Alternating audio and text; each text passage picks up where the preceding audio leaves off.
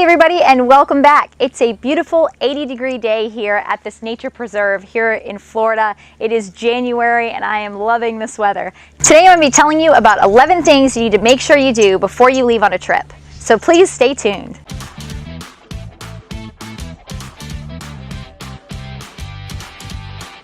Thanks for joining me here on Gallivanting Gal Travel. I am your host, Christine Clark, and today I'm going to be telling you about the 11 things you have to do before you leave on a trip. I'm just 5 days away from my own trip to Europe. I'm going to be gone for a year, and these are the things that I'm making sure I get done before I head out.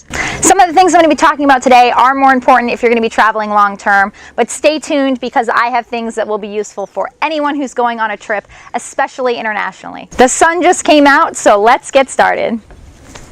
Alright, so my first 4 tips are all about apps you need to download on your phone. Now, of course, some of you out there are old school and you prefer paper maps, and that's awesome. But for those of you who want to use your phone to get around, you should look at Maps.me.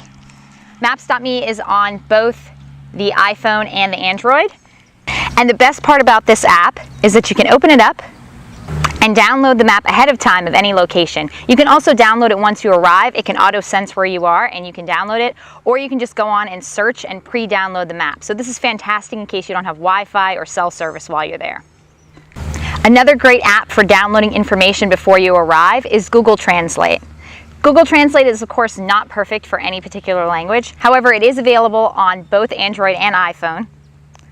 And when you open it up, again, you can search for a particular language and download it onto your phone, so you'll always have it whether or not you're connected to the internet. Again, some people prefer the old school way of using a language dictionary. However, I found that using an app lets you do things a lot faster. So if you're in a hurry in a line somewhere or you're at a cashier, you don't have to try to fumble through a book. You can just type in what you want to say and at least get a translation that will give folks a general idea of what you're trying to say. App number 3 I recommend downloading on your phone is some sort of currency converter. I use GlobeConvert, but I've also heard a lot of people use XE Currency.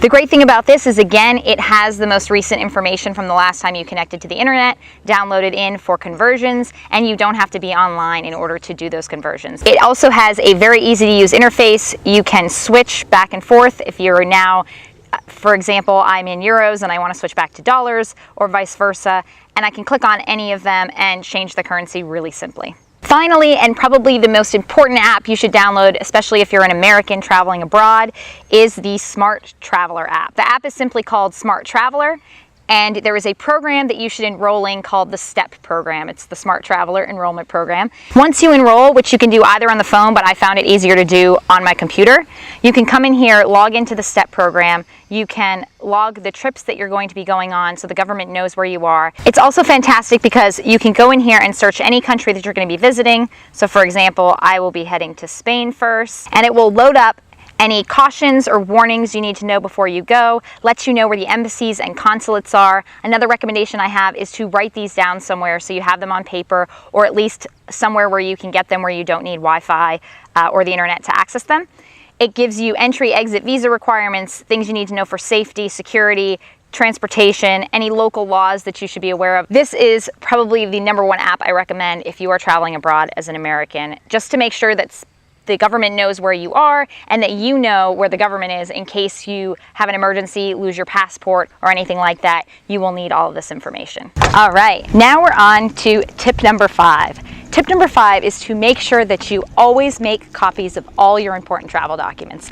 So for example, your passport, your credit cards, your debit cards. In my case, I also have an HSA as part of my healthcare plan, and so I have a copy of that card as well. In addition, you may want to also make copies of your health insurance information and any other key details that you will need to show in the event that you have some sort of emergency. The reason that you need a copy of your passport is that if you lose it, you need to be able to show a copy of it to the embassy or consulate in order to get a replacement before you can come home. So that one is particularly important. You'll also want to take extra credit cards and leave them at your hotel or your Airbnb or your hostel so that in the event that you get robbed or you lose them, you will have a backup so you can still spend money while you're on your trip and not have to ruin your entire trip by not having any cash available to you. Tip number 6, make sure the bank and credit card companies know that you're traveling and where you're going. Most people already know this tip, but I can't tell you how many times I have forgotten it and had a hold put on my bank card. And my own bank card, they will text me when there's an odd charge. But if you're in a country where you don't have service, or you're temporarily out of service, you're somewhere up in the mountains, you may not get that notification. So be sure to call them. You can actually call them way ahead of time if you want and give them the dates you're traveling. So you don't have to wait until right before you leave to do it. But if you haven't done it yet, be sure you get that done. Tip number 7 is to know how you're going to get to your accommodations from the airport once you arrive at your destination. A great way to do this is simply to Google it. You can Google the name of the airport and how to get to the city. And there's tons of people online on YouTube or have just written blog posts or articles about the best ways to get to your destination. The number one reason to do this, especially if you're going to a place where you don't speak the language, is to avoid being ripped off. Sure, you can ask people when you arrive at the airport what they think the best way to get there is, but on more than one occasion I have had people who've tried to convince me to take their cab, and I've heard stories of people who've been ripped off, had to pay $100 just to get to their accommodations. So if you know that before you go, you may find that there's a really inexpensive bus or a train that can get you into the city easily.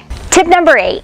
Make sure you know how you're going to get cell and data service while you're abroad. Along the lines of knowing how you're going to get to your accommodations when you arrive is knowing how you're going to get cell and data service. Your cell phone carrier may already have international coverage as part of your plan, but call them before you leave to make sure that it's turned on and that you know the steps to activate it once you arrive. In some cases, it'll work automatically, but I have had experiences myself where I've arrived in a new location and my cell service hasn't worked internationally. I had to call them up from someone else's phone and change the settings on my phone to make it work. For this trip, I know my cell phone plan no longer has international at all, so I'm going to have to buy a SIM card when I arrive. You can buy SIM cards in the airport, or you can wait until you get to town. Most airports you'll find do have free Wi-Fi, but not all of them. So when you first arrive, if you don't know how you're going to get to your accommodations, you're going to need some way to research or make calls. And if the airport doesn't have Wi-Fi, it will be much less stressful if you already know how to make a call or get on the internet. With SIM cards, you can get a variety of different types of plans. You can get data only, you can get calls only. Sometimes you need separate international plans versus calls within the same country. It can get particularly confusing. If you can wait until you're in the city, you should be able to go to a store where they'll be able to help you. And hopefully you either speak the language, have someone there who can translate for you, or you know that you're in a city where a lot of the people speak English. In either case, you are likely to save money if you go to a store in the city rather than buying your SIM card in the airport. Task number 9 is pretty straightforward.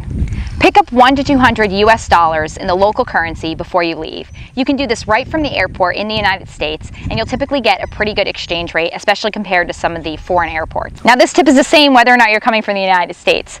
However, it's always good to have a bit of money in the local currency when you arrive in case you need to take a taxi somewhere or you run into some sort of emergency. Once you're in the country, however, most countries have ATMs that are easily available where you can get more local currency, and the exchange rate from ATMs is typically pretty good and often better than what you'll find in the local airports. Tasks number 10 and 11 are a bit different from the others in that they're targeted to folks who are going to be traveling long term like myself. Task number 10 is to make sure that you add a power of attorney or a joint account holder to any of your bank accounts and insurance accounts.